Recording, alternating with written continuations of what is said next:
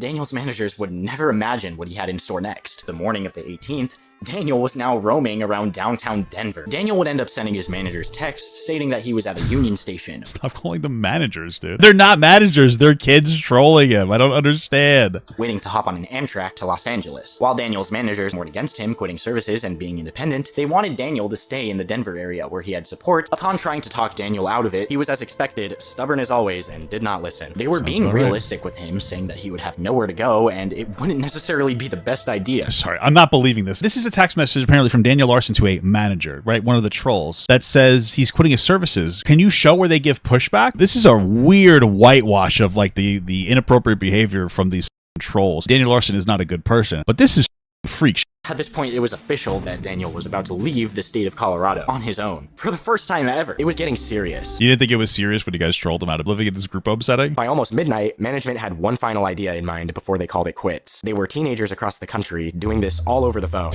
Holy f***. There it is. These were the super serious managers of Party House Records managing Daniel Larson and his accounts and having access to Daniel Larson's Cash App. You guys are self-reporting in this entire video. If they didn't step in to help, this would all be their fault.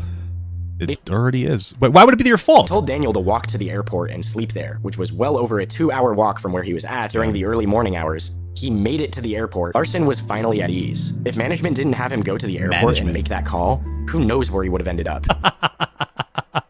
The managers are such good people, guys. They directed Daniel to go to the airport. They're really good guys. They're actually not an issue or a threat to society. And despite literally saving the day, the Larsonians were not having it with They saved the day, guys! They saved the day! The 15-year-old managers who trolled Daniel Larson into leaving his disability services and relentlessly harassing Grace VanderWaal as they show images of them posing as Grace VanderWaal to rile him up have saved the f***ing day, guys. I asked if he would call 911 on himself to get help, but he refused to do so. Luckily, we were able to find out that he made it to the Oakland airport, so we contacted law enforcement and they were able to... Wait, what? You found out that he made it to the Oakland airport? Didn't you just say that you guys encouraged him to go to the Oakland airport? That was a 2-hour walk? Why did that narrative change so quickly? Do you not realize that this is admittance that you were like very involved in Daniel Larson's life in like a weird way? Like unironically, like what if like authorities saw this video? I'm not even kidding. What if one day somebody in Daniel's life, like Bob or something, decides to smarten up and they decide to go through all the weird online obsession and like they find you guys admitting that you have some kind of relation to Daniel and like the negative things he did. All it takes is for him to do something really bad and really violent. And then what happens next is they go and they try to be like, okay, who is part of the responsibility for this? What happens if you guys are like